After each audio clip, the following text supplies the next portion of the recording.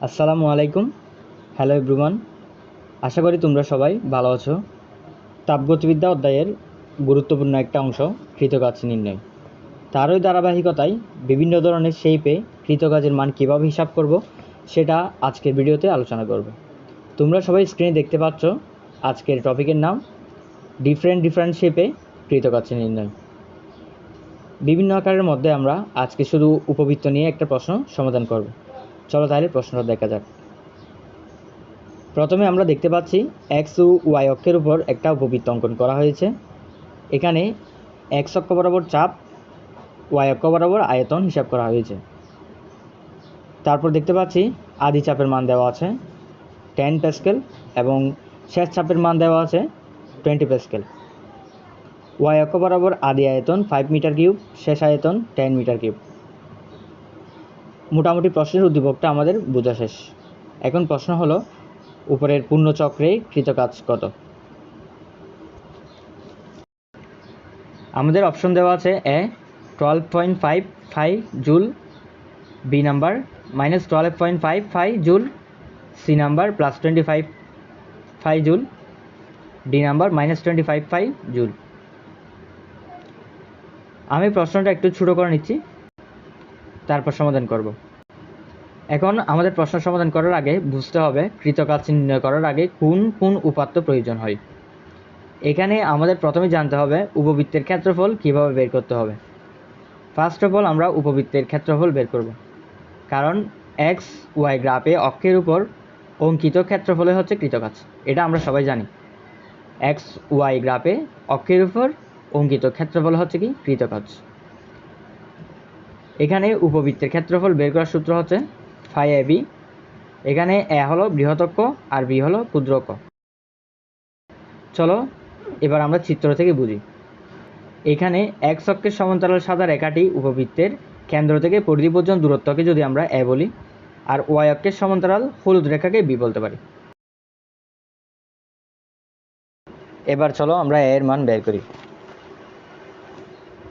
এখানে এক্স অক্ষের দিকে চাপের শেষ চাপ এবং আদি চাপের পার্থক্য করলে আমরা এক্স অক্ষ বরাবর মোট দূরত্ব বের করতে পারবো, কিন্তু আমাদের মোট দূরত্বের অর্ধেক দূরত্ব নিলে এর মান পেয়ে যাব। তাহলে a is equal to 20 minus 10 divided by 2। এখানে 20 থেকে যদি 10 বিয়োগ করে 10 থাকে, 10/2 মানে 5। সো আমাদের আনসার হচ্ছে কি 5, এর মান হচ্ছে কি 5। একইভাবে ওয়াই অক্ষের দিকে আয়তনের শেষ বিয়োগ আদি আয়তন করলে আমরা ওয়াই অক্ষ বরাবর মোট দূরত্ব পেয়ে যাব। এখানে আমাদের মোট দূরত্বের অর্ধেক দূরত্ব নিলে আমরা বি এর মান পেয়ে যাব।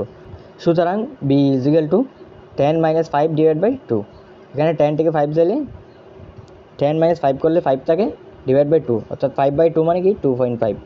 সো আমাদের আনসার আসে 2.5, অর্থাৎ বি এর মান 2.5। এখন আমরা কৃতকাজের হিসাব করব। এখন যে আমরা কৃতকাজ বের করি, কৃতকাজ W is equal to phi A B. কারণ কি আমরা জানি এক্স অক্ষের সাথে উৎপন্ন ক্ষেত্রফল হচ্ছে কি কৃতকাজ। সো এখানে উপবৃত্তের ক্ষেত্রফল আমরা ফাই এ বি, এখানে এ আর বি এর মান বের করেছি আমরা। সো এখানে ফাই ইন্টু এ এর মান যদি আমরা বের করেছিলাম 5 ইন্টু বি এর মান হচ্ছে কি 2.5। সো 5 ইন্টু 5 ইন্টু 2.5 থাকে। এরপর আমরা যদি করি 5-এর সাথে যদি 2.5 গুণ করি, প্রথমে আমরা যদি 5-এর সাথে যদি 2 গুণ করি, 5 দুগুণে 10 আছে। তারপর এখানে 0.5, এখানে যদি আমরা 4টা নিই তাহলে 0.5 ইন্টু 4 সমান আমাদের কত আসে 2 আসে। তারপরে আরও 0.5 থাকে। তার মানে আমাদেরকে এদিকে 10 আর এদিকে 2.5, তার মানে আমাদের কত আসে আনসার 12.5। তাহলে আমাদের ওভারঅল আনসার হচ্ছে কি 12.55 জুল। সো এটা হচ্ছে আমাদের কৃতকাজের মান। এখান থেকে অপশন হচ্ছে কি এ +12.55 জুল। এটা হচ্ছে আমাদের আনসার।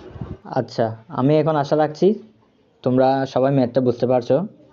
আর যদি বুঝে থাকো তাহলে ঘোড়ার ডিম বুঝছো। এই বোঝার মধ্যে ভুল আছে, এখানে এটাও ভুল আর এরপরে এটাও ভুল। চলো এবার ভুল কোথায় সেটা আমরা দেখি। এই ম্যাথটা নিয়ে আমরা কিছু অ্যানালাইসিস করি, অ্যানালাইসিস থেকে আমাদের ভুলগুলো খুঁজে বের করি। এরপরে অ্যানালাইসিসের প্রথম ধাপ হচ্ছে কি পি বনাম বি গ্রাফটা অ্যানালাইসিস করা। এখানে প্রথমে বলছিলাম আমি এক্স ওয়াই গ্রাফের মধ্যে এক্স অক্ষের সাথে উৎপন্ন ক্ষেত্রফল হচ্ছে কি কৃতকাজ। চিত্র থেকে দেখা যায় গ্রাফটা বি বনাম পি গ্রাফ। আমাদের দরকার পি বনাম বি গ্রাফ, অর্থাৎ আমাদের পিবি গ্রাফটা দরকার। যদি পিবি গ্রাফ না থাকে তাহলে সেটাকে পি বনাম বি গ্রাফ করে নিতে হবে। এর জন্য আমরা বি বনাম পি গ্রাফকে নেগেটিভ করলে পি বনাম বি গ্রাফ পেয়ে যাব। কারণ ক্ষেত্রফল হিসাব করা হয় পিবি গ্রাফের জন্য। তাহলে এখানে আমাদের একটা অতিরিক্ত মাইনাস আনতে হবে, অর্থাৎ পি বনাম পিবি গ্রাফের জন্য কৃতকাজ নির্ণয় যখন করবো তখন আমাদেরকে অতিরিক্ত একটা মাইনাস বসাতে হবে। এখন অনেকে বলতে পারো ভাই পি বনাম বি গ্রাফ কেন নিলাম, বি বনাম পি গ্রাফ নিলে কী সমস্যা? চলো এবার সমস্যাটাকে আমরা দেখি। যদিও বিষয়টা আমি যুগজীকরণের ডিটেলস পড়াবো, তারপরেও আমি এখানে একটু বুঝিয়ে দিচ্ছি। আমরা জানি W is equal to P del V. এটা যদি না জানো তাহলে আমার ইউটিউবে করানো টাইপ 2টা দেখতে পারো, ওইখানে আমরা ডিটেলস আলোচনা করছিলাম। W is equal to P del V, এটা আমরা সবাই জানি। এখন এটাকে যদি আমরা যুগজীকরণ করি তাহলে কি হয়? Integration of W DV is equal to integration of P del V. এখানে আমাদেরকে ডেল বি অর্থাৎ কি আয়তনের পরিবর্তনটাকে আমরা বি ফাইনাল থেকে বি ইনিশিয়ালের মধ্যে আমাদেরকে ইন্টিগ্রেশন করতে হবে। এখানে যদি পি এর মানটা আমরা প্রথমে হিসাব করি, এখানে আসলে এই ইন্টিগ্রেশনটা করা হয় যখন চাপের মান ধ্রুবক থাকে, কিন্তু এখানে আমরা ধ্রুবকটা দেখতেছি না। আসলে আমরা এটা বোঝার জন্য জাস্ট আমরা মনে করে নিচ্ছি পি ডেল বি। এটাকে কী করতে হবে? ডেল বির বি ফাইনাল থেকে বি ইনিশিয়ালের মধ্যে আমাদেরকে যুগজীকরণ করতে হবে। তাহলে আমরা লিখি integration of W DV is equal two, আচ্ছা এখানে পি এর মানটা কী হচ্ছে আমাদের? আমরা পি এর মানটা হিসাব করছিলাম, পি এর মানটা কত? 5।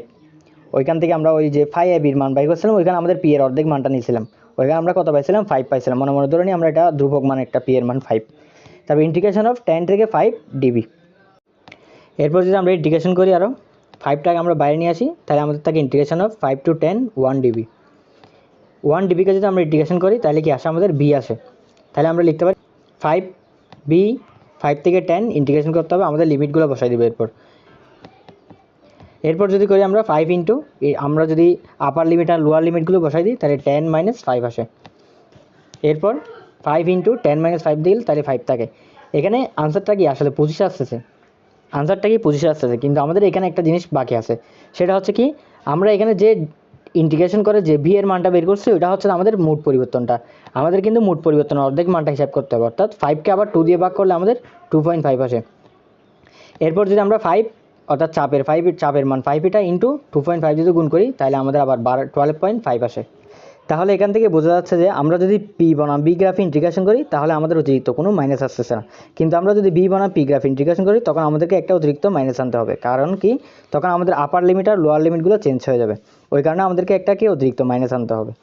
সো উদ্দীপকের গ্রাফটা যেহেতু বি বনাম পি গ্রাফ, তাই এখানে একটা অতিরিক্ত মাইনাস আসবে। আশা করি তোমরা সবাই এই জিনিসটা বুঝতে পারছো। এরপর চলো আমরা দ্বিতীয় ধাপে চলে যাই। পিবি গ্রাফ থেকে ইনফরমেশনগুলো আমাদেরকে নিতে হবে। দ্বিতীয়ত হচ্ছে আমাদের ক্ষেত্রফল যে শেপের জন্য বের করতে বলা হয়েছে, সেই শেপের ক্ষেত্রফলের সূত্রটা আমাদেরকে জানতে হবে। ওই সূত্রের মধ্যে যে যে ইনফরমেশনগুলো লাগবে সেগুলো আমরা পিবি গ্রাফ থেকে কালেক্ট করে ওই ইনফরমেশনগুলো আমরা ক্ষেত্রফলের মধ্যে বসাই দিব। এরপর 5 নাম্বার স্টেপ, এটা আমাদের জন্য খুবই গুরুত্বপূর্ণ একটা পয়েন্ট। 5 নাম্বার স্টেপ হলো, যদি দিক না থাকে তাহলে প্লাস ধরবো, আর যদি দিক থাকে এবং সেটা যদি ক্লকওয়াইজ বোঝায় তাহলে সেটা প্লাস বা ধনাত্মক কাজ হবে, আর যদি দিকটা অ্যান্টি ক্লকওয়াইজ বোঝায় তাহলে সেটা মাইনাস বা ঋণাত্মক কাজ হবে।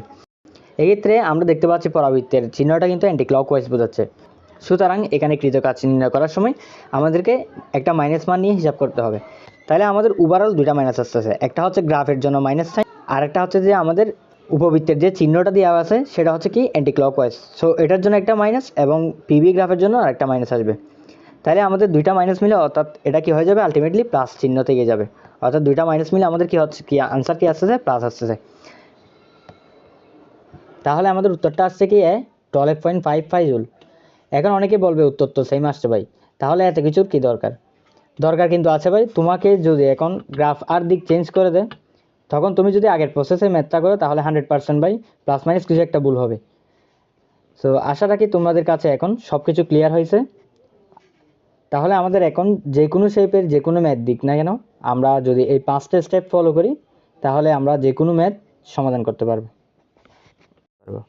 নিচে আমি তোমাদেরকে একটা হোমওয়ার্ক দিচ্ছি, সো তোমরা এটা আমাকে কমেন্টে আনসারটা জানাবে। আশা করি তোমরা সবাই টাইপটা বুঝতে পারছো। আজকের ভিডিও এতটুকুই, পরের ভিডিওতে দেখা হবে ইনশাআল্লাহ। আসসালামু আলাইকুম।